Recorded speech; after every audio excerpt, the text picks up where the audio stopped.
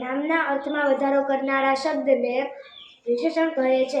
દાખલા તરીકે લાલ ગુલાબ છે તો લાલ શું થયું તો કે વિશેષણ। વિશેષણના 5 પ્રકારો છે।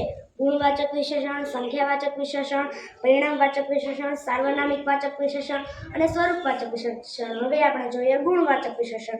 તો જે વાક્યમાં સંજ્ઞાનો ગુણ દર્શાવવામાં આવ્યો હોય તે વાક્યને ગુણવાચક વિશેષણ કહે છે।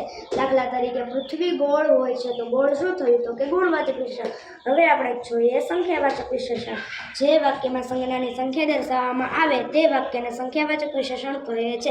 દાખલા તરીકે તેણે 5 ડઝન કેળા લીધા તો 5 શું થયું તો કે સંખ્યાવાચક વિશેષણ। હવે આપણે જોઈએ સાર્વનામિક વાચક વિશેષણ। તેમાં આવે છે દર્શકવાચક વિશેષણ।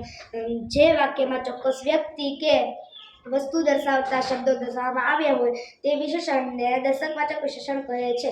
દાખલા તરીકે પેલા ઝાડ ઉપર ઘણી બધી કેરીઓ લટકે છે તો પેલા શું થયું તો કે દર્શકવાચક વિશેષણ। હવે આપણે જોઈએ પરિણામવાચક વિશેષણ।